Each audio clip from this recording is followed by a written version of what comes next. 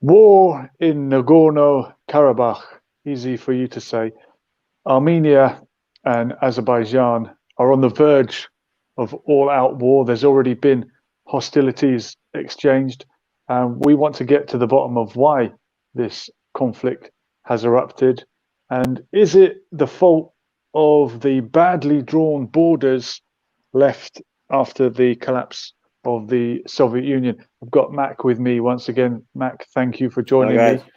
How many Hi. nights in a row? I can't. I've lost count. Yeah, well, Well done. no worries. Um, Azerbaijan is a nation state. It was part of the USSR and then became independent after the fall of the Iron Curtain. But part of Azerbaijan is in Iran, if I'm Tabriz, correct. Quite a Tabriz. large part, no? Mm. Yeah, Tabriz. Yeah, um, yeah. I was about. It is bordering with Iran. So, like you said, but again with Iran's borders, um, well, I mean, it's been increasing year by year. Like in terms of, for example, they've bordered like they've got most of the Iraqi Shia sites. So, Mm. but bordering around the other regions, I'm sure they would try and grasp the whole. Now, But what percent of Iranian people would describe themselves as having an Azeri background? oh, sorry. Well, from being from Azerbaijan, but the Tabriz side, and the funny thing is, I think those sect of Iranians, they, I think they connect themselves more to the Turkish side. They People so they refer to these Iranians of Azeri background as being Turk. I've the heard the Turk of term Iran, used. the Turks of Iran. Sometimes it's used quite disparagingly, like so and so is No, Turk. it's because they actually speak Turkish as a second language, which is what Mhm. why we say the Iranian Turks. Well, just as Dari in Afghanistan is a Yeah, dialect of Persian, Azeri, the language of the Azerbaijani people, could be argued, if not a dialect of Turkish, a very, very close cousin to Turkish. And all these Turkic nations, all these Turkic languages from Central Asia through to Azerbaijan right, John. and into Turkey form the Turkic nations. And there's a great nationalistic affinity Well, there was the that they Ottoman have. Empire as well that was ruling till the early Hmm. 1920s as But well. Erdogan is describing Azerbaijan as a brotherly country. And I think not Yeah, just in terms of religion, that he's looking to defend his brother Muslims in Azerbaijan, but also an ethnic uh, nationalism that these are Turkic people. And just as we could talk about Greater Armenia, and most Armenians do not live within the borders of Armenia, mm, Greater Azerbaijan and the homeland of the Azeris is much bigger than Azerbaijan. And if you club all the Turkic nations all together, then it's even much bigger, much more bigger than that. But I want to talk about the province of northern Iran where you've got Tabriz. It's known as Azerbaijan as well, isn't it? Just as it the is. Punjab spans Pakistan and India, Azerbaijan, Greater Azerbaijan, spans not just the nation state, but into Iranian territory and As well. perhaps elsewhere. Uh, and the Turkoman nomadic tribes are scattered All over. throughout the Middle East. I saw camps where Turkoman people were living in Jordan, and I was quite surprised to see them that far from home. The Armenians, of course, have been scattered as well, not least of all because of the Armenian genocide, but a Yeah. 100 years ago, which Turkey was responsible for. And I mentioned in another video that it's very frightening to hear a Turkish leader like Erdogan talking about intervening to wage a war against Armenian people that already lost so much Yes. from the Armenian genocide. In the chat, we've got a question: where is the Turk? Well, the Turk or anyone else are welcome to join the chat. If you click on the link that is in the description, just below the hashtags, that will get you straight through to us. We haven't had anyone derail the show yet, and thank God for that. But Mac, are there any other ethnic groups in Iran that would want to challenge for some kind of independence? I know the Kurdish people obviously are longing for a greater, well, for any state called Kurdistan. They had one briefly at the start of the 20th century. I think it lasted about 5 minutes. They haven't had a Kurdistan. The Azeri people have a state, but not all of them live within its borders. And this is one of the limits of having ethno-states. As time goes on, people move. The original borders of homelands were things like mountain ranges, the Caucasus in that region, the rivers, and of course, coastlines. And there's an Irish song that says, "Thank God we're surrounded by water." But for places that don't have that, how do we draw up the lines of a proposed ethno-state? And should we? Do we need to go beyond that? Do we need more borders or fewer borders? Well, Trump seems to think a wall could create that border. A wall, yeah, that's right, a wall. He's been on about that. It's worked for other countries in that region. But so doesn't that show you how desperate we are if we have to construct a wall to take the place of something that nature would have provided years ago, like mountain ranges? I mentioned earlier the Punjab. You probably know what Punjab means, do you? Well, is it to do with five? Well, actually, yeah. Ab is water. Panj being Panj is five. Ab is water. Is that a similar translation in the Persian? How do you say water in? River, it's just it's exactly the same. The Turks should. I hope he comes in as well. But we're going to get the Turk on now, actually. But what do you say for water or river? Same. We say Panj instead of Panj, and then for five. Same. Yeah. So Ab, does Ab mean river or water? Ab means water. Water. Okay.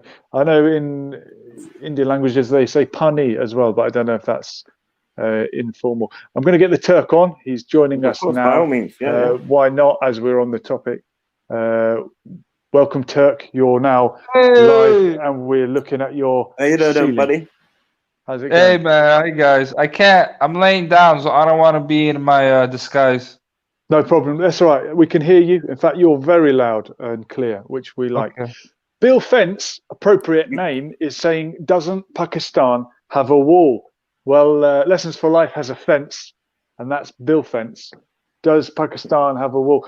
There's another country in the Middle East, and they have a wall, but some of them like to call it a fence, and that's fine for them. I don't know. Does Pakistan have a wall? Do you know, Mac? Not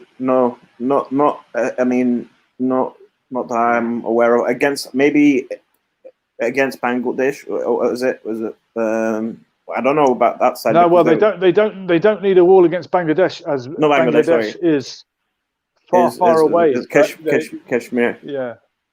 And of course, in that region, you've got the Great Wall of China, which is so big it can be seen from anywhere in the world. But maybe that's racist country was China, because they built it to keep the Mongols out. Those racist Chinese people. That's a strong argument, Turk. China have been doing this longer than anyone else. Then they were the first racist country. Yes, if people think that walls are racist, then I would have to say then people who think that must say that Chinese people were the first racists. What about Hadrian's Wall? Do you know where that and when that was? No, what's that? Well, actually, biblically speaking, there was a wall that was it? It was Dhul-Qarnayn in which he had to. I don't know if you know about it, where the biblical one is Gog and Magog. Gog and Magog are these warring tribes that are kept behind a wall. And the Arabic translation is Juj and Majuj. Yes. And some people thought that this wall might refer to the Great Wall of China. Wall of China. But that predates the Wall of China, in my opinion. It does. And Bill Fence, who was watching another great show earlier on, I saw him in the chat of George Galloway's live stream, which, as you know, is the warm-up. Shout out to George Galloway. Shout out George Galloway. Always remember to tune in to Moats, the mother of all talk shows, on Sunday night. And then you get the main course afterwards.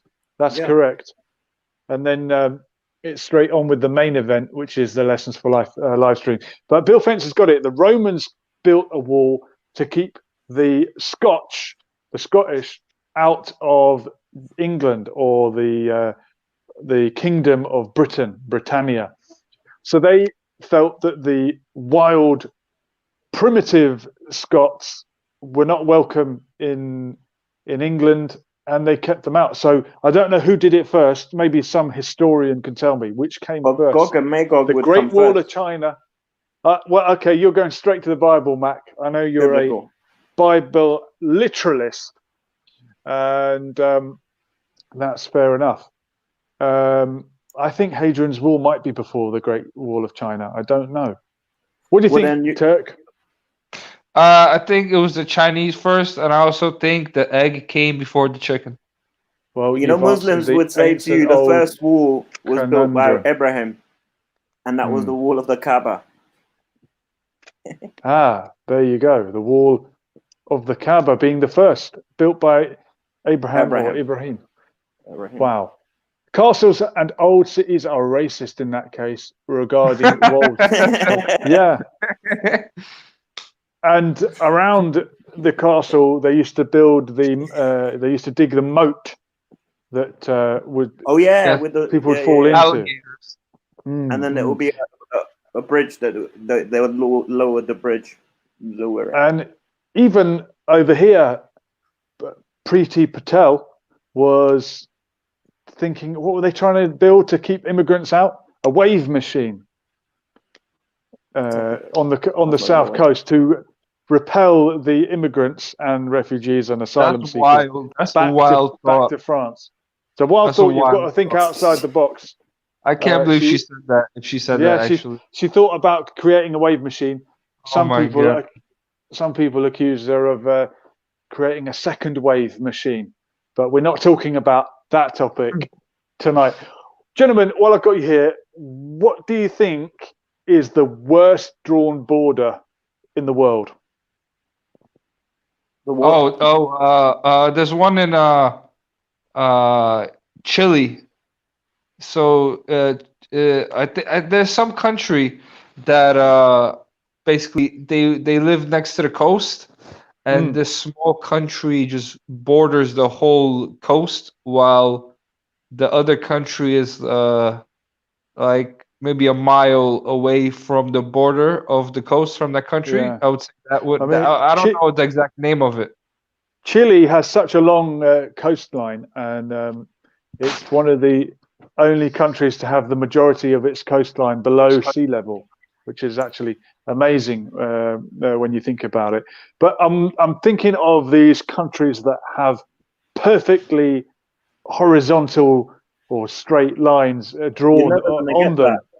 Well, you've got it in, for example, Jordan, where it's known as the hiccup, where this Jordan, the Hashemite kingdom of Jordan, that was created as a buffer zone, was without water, and the new king said, "Look, I'm not going to be able to irrigate my country." So they ended up including, I think, the port of Aqaba in a very sort of rectangular section addition to the country, because the point is these were just areas of the Ottoman Empire, areas of the Islamic Empire, whichever it was, the Saudi state, the modern Saudi state.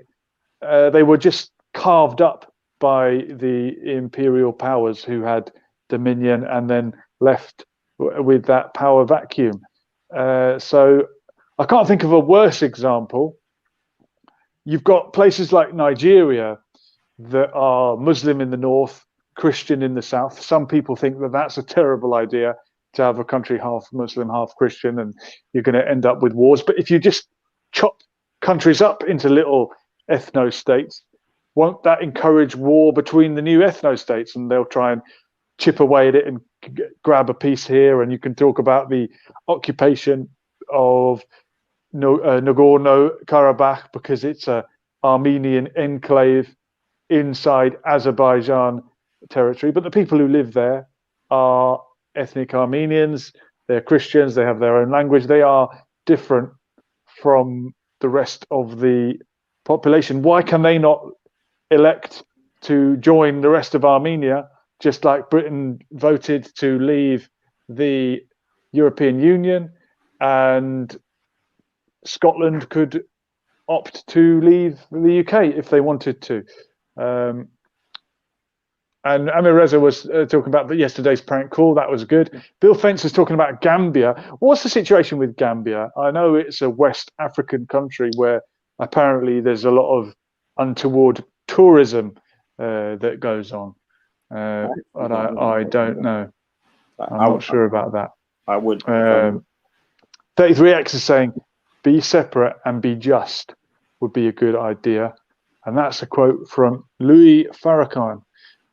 Be separate, be just. Yeah, he's probably a black separatist if he's. Louis Farrakhan also says something about cockroaches, but I don't want to say what it was. That's all right. That's okay. Well, look, gentlemen, another example I want to give you is what happened in Crimea. And that's a similar democratic Crimea was originally Russian. That was Russia. Now, tell us about that, Turk. What is the history of Crimea? Because some people will tell you that Vladimir Putin unfairly made them part of Russia. What happened? They were part of Russia. They were part of Russia many years ago. I don't know how many years ago, but they were part of Russia, and then they decided to become independent, like to join Ukraine. Thanks to Stefan Bandera, nationalists. But then Crimea, became all messed up, all the Ukrainian politics, because they're like backwards, rednecks cousins of like Polish people and Russians. They're like the worst in Europe. And then Russia. Do you think there's some kind of hybrid between Poles and Russians? Yeah, they're like the what's it called? They're like the third cousins, like the Mongoloids. Okay, because as you know, I spent some time in Ukraine, and they don't like you to call it the Ukraine. It's Ukraine, but the title "the Ukraine," which I believe in the original language meant kind of like barrier or not gateway, but the area in between, frontier. That's what it means. Ukraine means frontier. So really, Ukraine, the frontier, which was known as the breadbasket of Russia, is really where Russia began and the ancient Russian civilization. And do you know what Rus means in Slavic language? Rus? Rus as in Russia. Move. I believe it means to row. So you're close with move. It was to do with this action of rowing, because the Rus were descended in part from the Vikings, and they are supposedly a hybrid, you alluded to it, of Slavic people, the Slavs from Eastern and Central Europe, with the Nordic people who came in from Scandinavia, the Vikings, and you got the Rus, these rowing people, and that's what their name means. And it's 23 hours. So thank you. That's the time update from someone's technology. That's all right. You had this culture that evolved there, and I'm not here to take away anyone's identity. You'll upset a lot of Ukrainian nationalists if you tell them, well, hey, you're really Russian originally and you're ethnic Russians, but they're all Slavic people, right? And linguistically, they have a lot in common. And I know in the west of Ukraine, I was in Lviv, sometimes known as Lvov. It was much more culturally close to Poland. The people there are more likely to be Catholic than Eastern Orthodox. In the east and in the south, and places like, next to Crimea, it's more Orthodox, and the Russian language is used.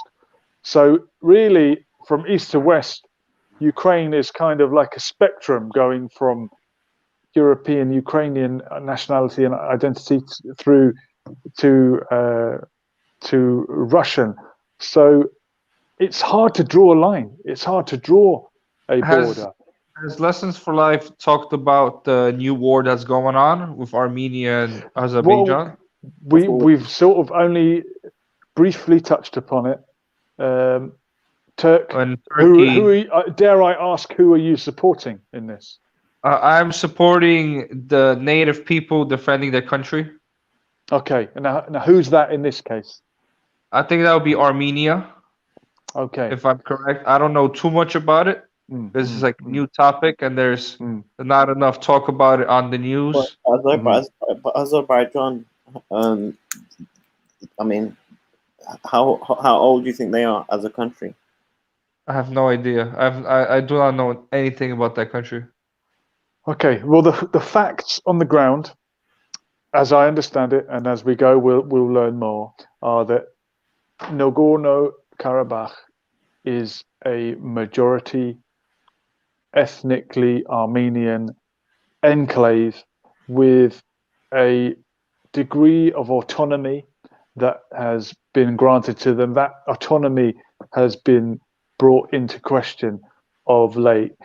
And the reason that it is purely ethnically Armenian these days may be due to some conflict earlier on. And when these conflicts happen and people, the tribes go at it, you end up ethnically cleansing areas. This is why Kosovo was made into an independent country, having an Albanian majority, because the Serbian population were expelled from there. So the reality on the ground now is that Kosovo is majority ethnic Albanian and has declared its independence, and that's been accepted, although it was declared without the consent of the international community. So similarly, why can Nagorno-Karabakh not declare their independence and be protected as an independent state? So I've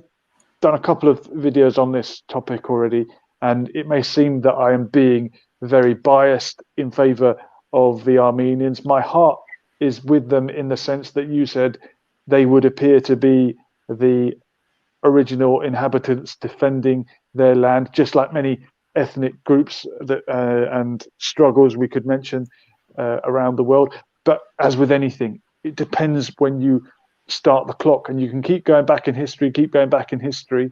If you go back in history, when it comes to American politics, you'll be standing with the Native Americans rather than Donald Trump when he talks about making America great again and imposing Muslim bans. But how far do you want to go back? Or do you want to deal with the reality that is now, that is, there are people living in a would-be autonomous region who are under attack, and their allies are coming to their defense, just as the Turks on the other side are coming to the defense of this brotherly country.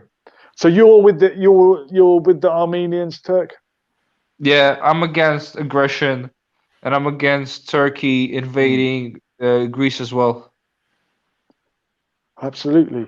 Well, I'm seeing here that it says, Azerbaijan were obviously they got independence on the 30th of August 1991 from Soviet Union, and also so it was completed on the 25th. Make peace, not war.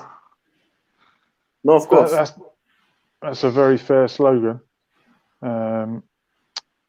Yeah, but it's easier said than done. And I'm just wondering what's the answer? Because you don't get America involved.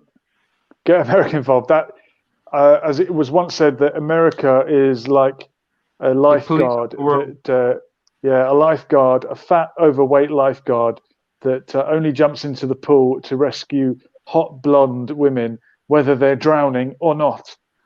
Yeah, it's true. America is the last person I want to get involved in anything. And if Trump wanted to make America great again by going his own way and being on his own, then good luck to him. I might feel sorry for the people of America, but it would make the rest of the world safer. And America was not always interventionist. This new breed of interventionism, I think, only came about when after America arrived very late to the Second World War in 1941. So why do you want America to get involved? When have America ever helped anyone when they got involved? Well, because they've got involved a lot. They only helped World War II.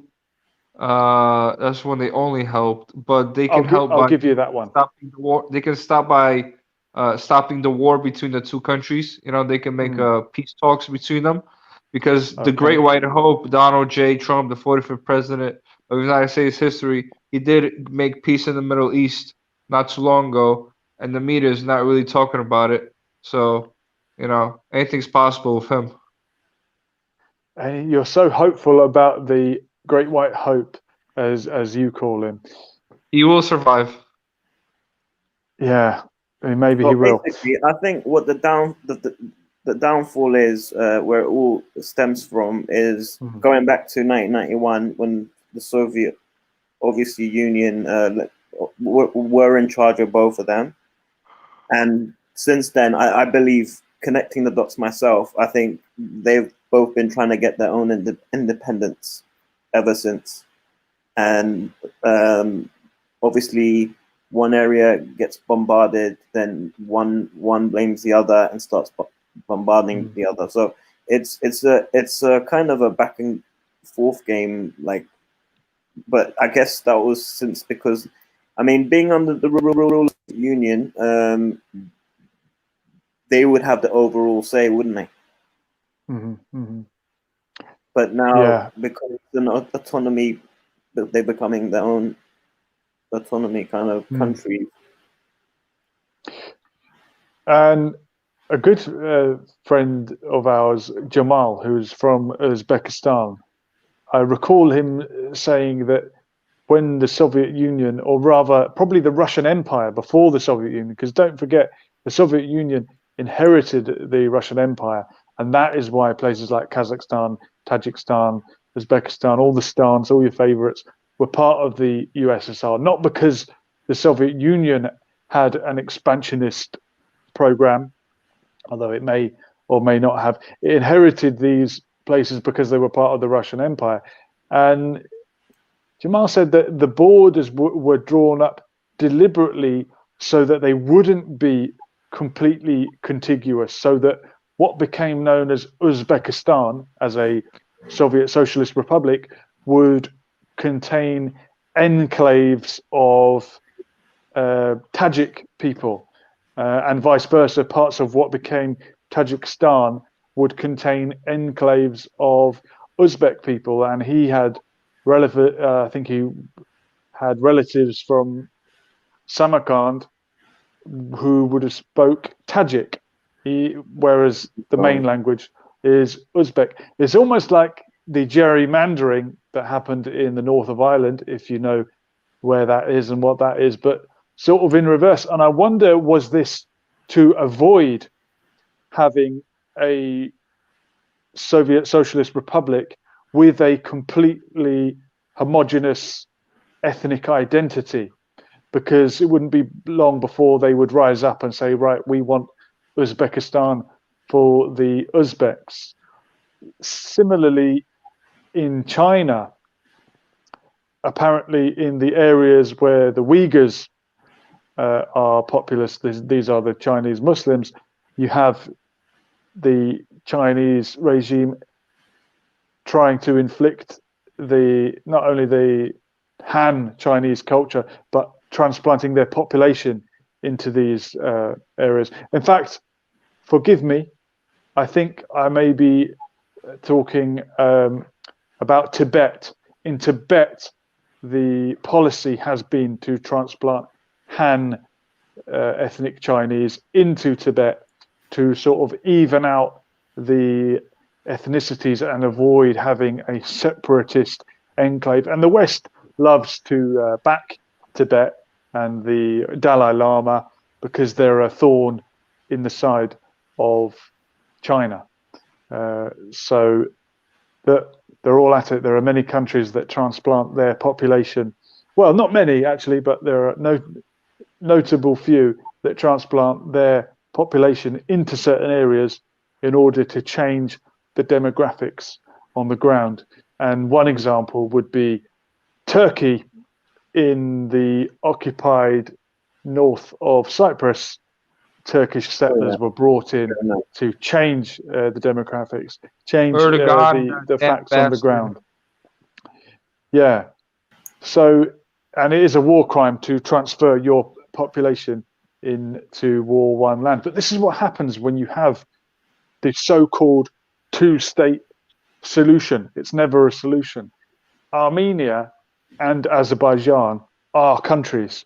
There is a homeland. You can get an Armenian passport. You can get an Azeri passport, but that hasn't solved the problem. So these ethno-nationalists that believe that we need a state for the white people, we let the black people have their state, like Louis Farrakhan perhaps wants, that's not going to solve the problem. They should listen to, black people should listen to Marcus Garvey. And now what did he say to it? He said, go back to Africa. Should listen to Marcus Garvey. Marcus Garvey, a great mind who did think that the solution was to go back to Africa. But what if you go to a country like Liberia that was set up for the purposes of this homecoming, this return to Africa, and you end up creating a new class of settler people? Because as I understand it, the liberated slaves who went to found Liberia and their descendants became a class above the rest, which is kind of counterproductive.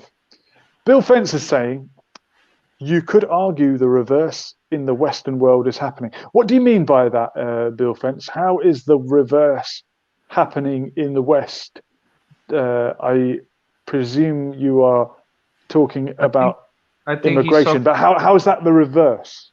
I think he's talking about that everybody's turning on white people, the people that created the greatest civilization in the world. Did they? Is it the greatest civilization in the world? Yeah, Western philosophies and stuff like that. Philosophies read on like the Eastern philosophers. For example, Rumi, for the likes of Rumi, or for the likes of, I mean, not all philosophers. I mean, Omar Khayyam's work was translated into English, his poems.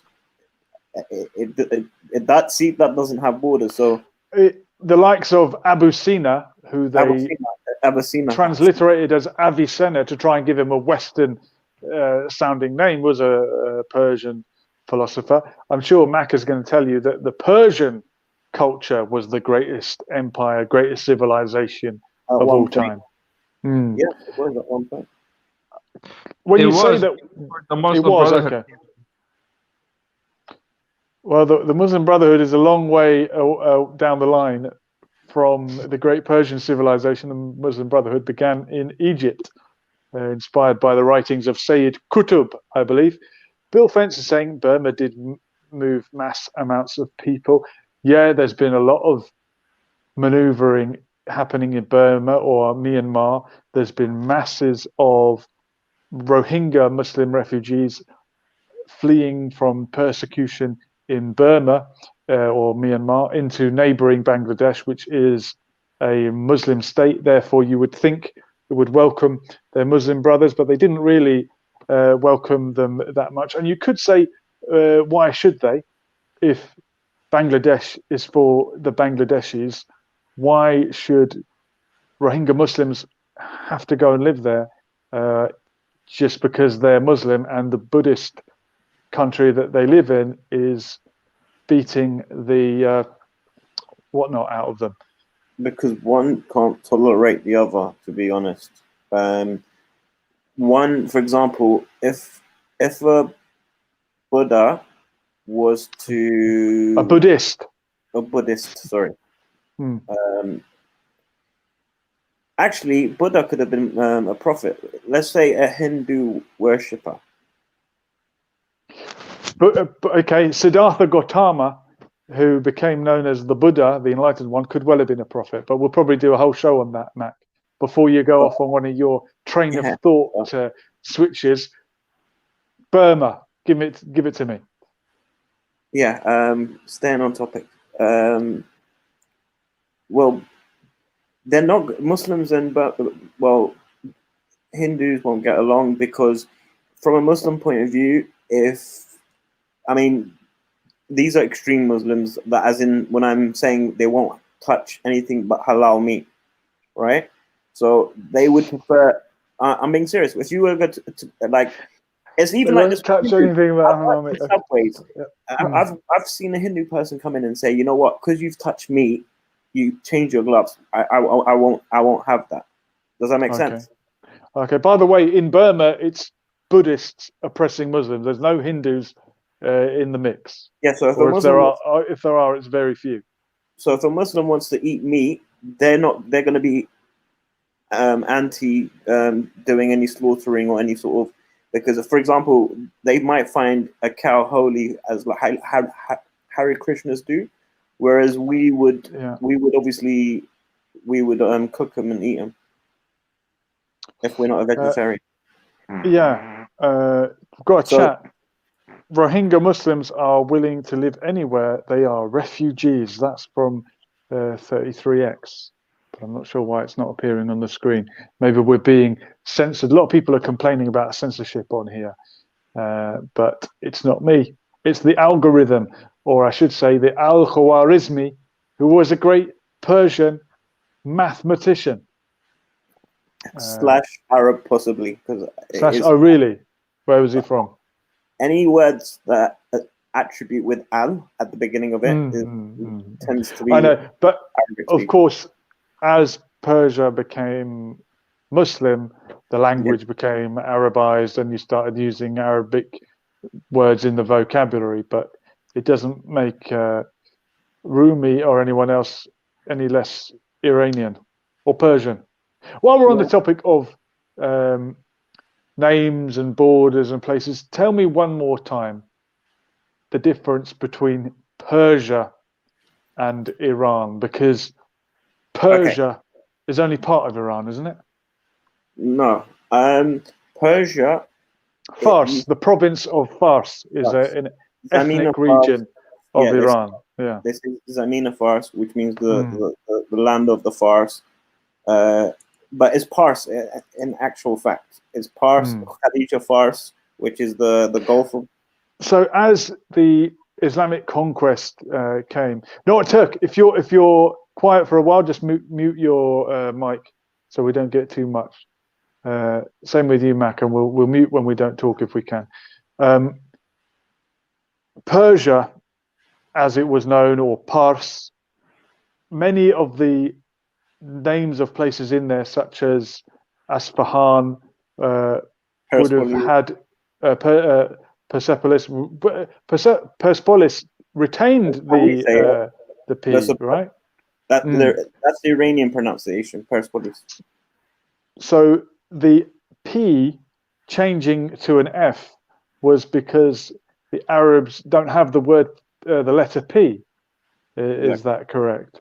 Yeah. Just as Palestine became Palestine.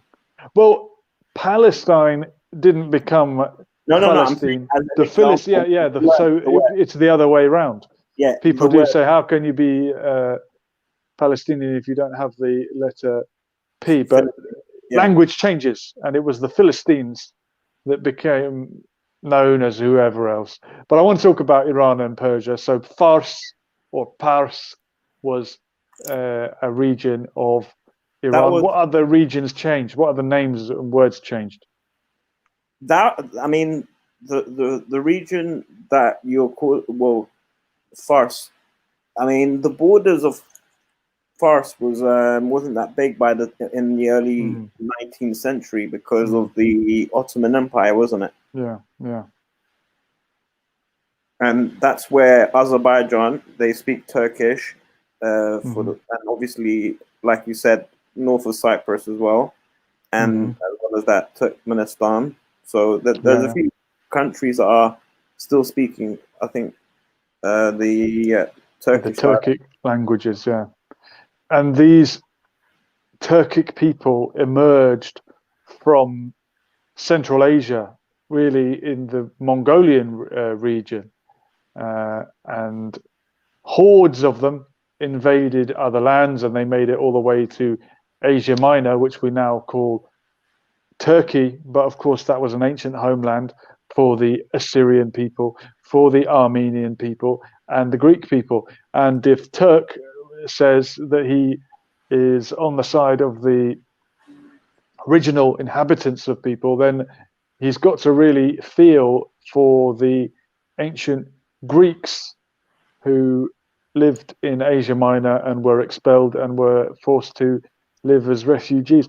And on that issue recently, the Hagia Sophia came up. I saw someone online, a Greek apparently, sort of disowning the Hagia Sophia and saying, we don't care about the Hagia Sophia because it was created by the Romans, and if the Romans want it, they can have it back.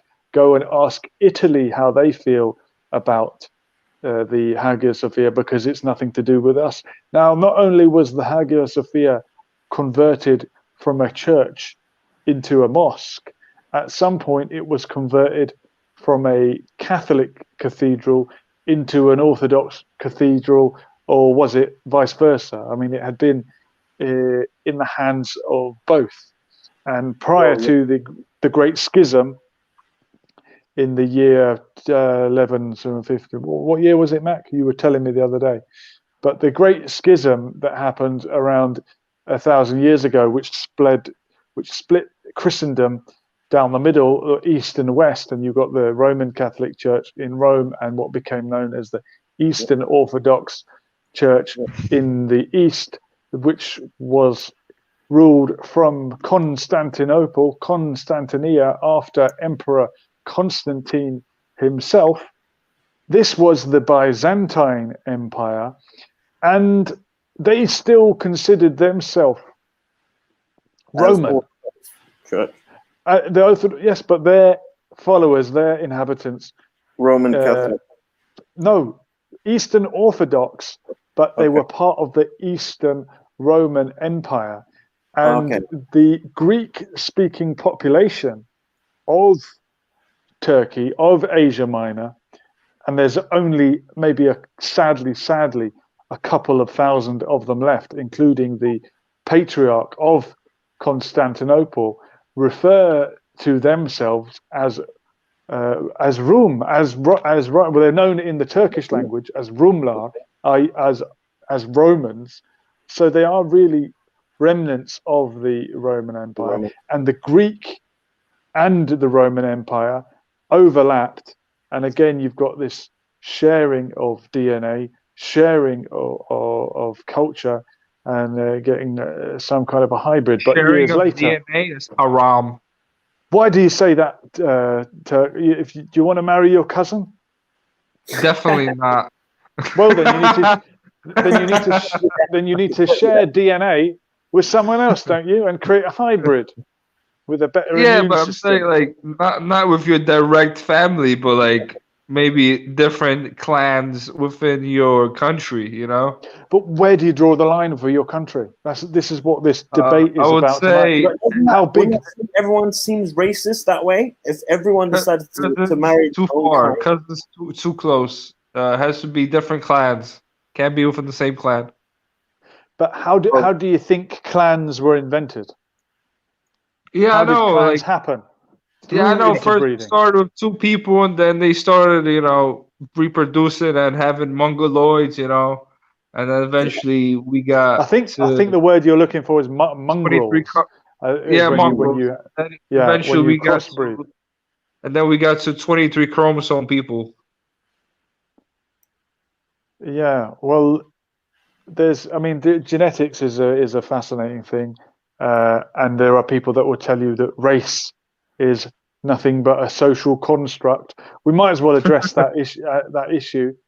What do you say to people that say race is made up? It's a social construct. What do you say to that? I would say that money is a social construct, and that we should return to the barter system. What are you going to trade in? You give me 2 sheep for a cow? Okay. Services, yeah. Shares for gold, anything. Bullion, silver, land. Sexual services. I don't know about not on this show, because we had to kick someone off for that on the other night. But all right, here's a little conundrum for you. It was put forward to me by someone making the argument that race is a social construct. Can a white woman give birth to a black child? No. Yeah. Mac's saying no. But it's vice versa. Yes. Mac, I'm asking this question first. Can a white woman give birth to a black child? Yes. Turk's saying yes. Mac, what are you saying? If both parents are white, then no. Yeah, exactly. No, but I'm asking you the question. Answer the question. I'm getting Jeremy Paxman now. Mac, is it possible for a white woman to give birth to a black child? If that's all I'm going by, then yes, it is possible. Thank you. That's it. That's all. It is possible. I give the example of Barack Obama's white mother who gave birth to the so-called first black president of the United States of America. Yeah, but she married a Kenyan Muslim that lived in Hawaii. That's fine. So she gave birth to a black child. Now, here comes this part 2 of the question. Is it possible for a black woman to give birth to a white child? Yes. Not 100% white, but it could be mulatto. Yes or no? Yes or no? Yeah. Is it possible? Wait, Mac's saying yes. How is that possible, Mac? Well, first of all, if it's like if the father was black and the mother was black, the kid could be albino. So albino would make it white. Yeah, but okay, albino people, whether have a racial background, whether they're black, white, Asian, or whatever, it doesn't make them white, does it? The fact that they have no melanin in their skin doesn't change their ethnicity. Although, interesting point. I repeat the question as Jeremy Paxman did many times. Is it possible for a black woman to give birth to a white child? You've already conceded that it's possible for a white woman to give birth to a black child. Okay, Bill Fence is saying no. What are you saying, Mac? I'm saying if it's the Virgin Mary, then no. I'm saying What? Okay, I don't know what that has got to do with anything, and we don't know the race of the Virgin Mary, but they do worship, or they do portray the Black Madonna in a lot of Eastern Orthodox churches. The Virgin Mother is portrayed as black. There you go. The point I'm making very badly and taking a very long time to make is that white is seen as the norm, and anything slightly off-white, half black, quarter black, 1/8 black is seen as other. And that's why a black woman who has a child with a white man conceives not a white child, but either what we call a mixed race or would still be called black person, because anything other than white is regarded as black. In that sense, race is a social construct. And that's why I think we need to move away from considering that white is the norm, and that if you lived in a majority black country, majority black society, and you had one white parent, you might be regarded as white because you would be presumably the whitest boy in your class. Had Barack Obama grown up in Kenya among majority Kenyans of fully black Kenyan background, he might have been regarded as white because he had the white heritage and culture and slight pigmentation from his mother. So that's one argument for ethnicity, well, race being a social construct. And I think it's a reason why we should move away from labels like BAME, black and minority ethnic, and person of color, because they just reiterate the status quo or the stereotype that white is the norm. White is only the norm in majority white countries. The vast majority of the world is not white. Therefore, if you're trying to resist so-called white supremacy and white privilege and all these other terms that are associated with it, why are you reiterating it? Why are you capitulating to it? And Bill Fence has said exactly. Oh, thank you, Bill Fence. Not one to sit on the fence. Bill Fence. Yeah, long time supporter of Lessons for Life 24/7. Yeah, we appreciate that. So I don't know if you agree with what I'm saying, Matt. And what about in Iran? If someone is from a half Azeri, half Persian, Farsi background, what side do they go with? Or do they just simply say, oh, look, I'm an Iranian?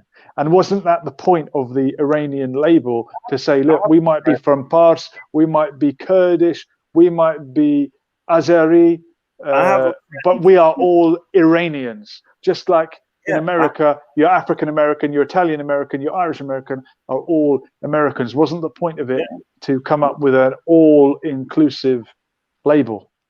What say you? Tabriz, which is in Azerbaijan, obviously, but which is in the Iranian part of Azerbaijan, as in it's within the Iranian state, but it's the Azerbaijan province. Okay, Tabriz in the north of even Iran. though he speaks Turkish as well as Farsi, he, I think, considers himself more Farsi, I guess. Okay, but is he ethnically Persian or Farsi, or is he ethnically Azeri? A good example because he's got mixture of Arab in him as well. So maybe not a great example. Okay, but which identity does he go with? His mother is Tabrizi. His father's like Iraqi. Okay, but rather than just calling himself a generic Iranian, he relates to or identifies with the Azeri part of his background. Am I right? Well, I think to each group he said, because I think when he comes to me, he likes to associate with the Iranians, but then when he's talking to his Turkish side or Turkish friend, it could be associated more to his Turkish side. Maybe. Then again, when he spoke to his Arabic friends, he would more associate because of his father. See what I mean? He's a man of the world.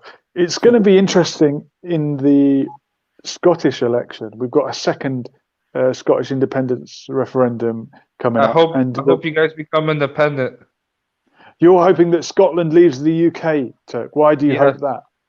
Because a few years ago, there was a report that you guys are sitting on a large reservoir of oil, and that automatically is going to make you rich, and then make you like a Saudi Arabia, and then all the Scottish people are going to become rich, and then you guys should become independent.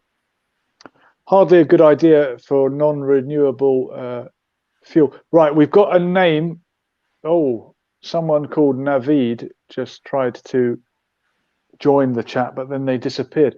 I'd wonder if that's my good friend Naveed Central, whose channel you can check out. This guy is doing a mixture of vlogs and comedy skits, and I actually met him when he joined the British MMA and K1 martial arts team, and he was there to not only document it but be like a moral support. The guy's trained in psychology and sports psychology, this sort of thing.